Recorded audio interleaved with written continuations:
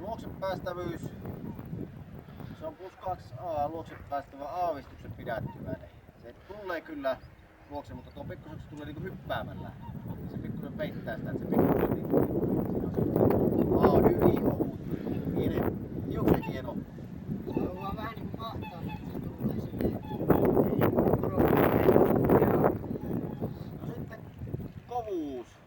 Koiran muisti, miten se muistaa epämiellyttävät asiat. Erikoiskokeena on tuo haalari. Sitten tuolla pimeässä pikkusen tuisteltiin vielä ja se näillä näyttöllä on +3. Sitten temperamentti, mielenkiintoinen suuri nopeus.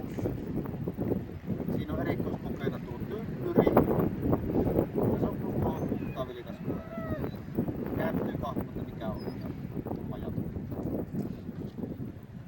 No sitten toimintakyky, koiran omaehtoinen rohkeus toimia.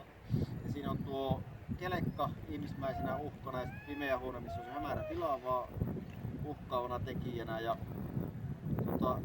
se on +1A kohtuullinen. Ihan hyvin riittää rohkeus toiminnassa.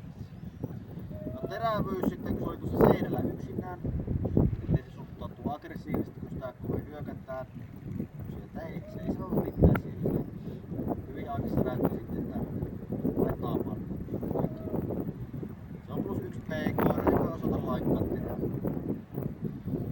No sitten puolustushalu, miten se puolustaa pienintä mahdollista laumaansa, kun sitä vasten hyökättiin tässä pihamaalla. Ja halua haettaa ja se +1 pienen verran siitä löytyy sitä halua.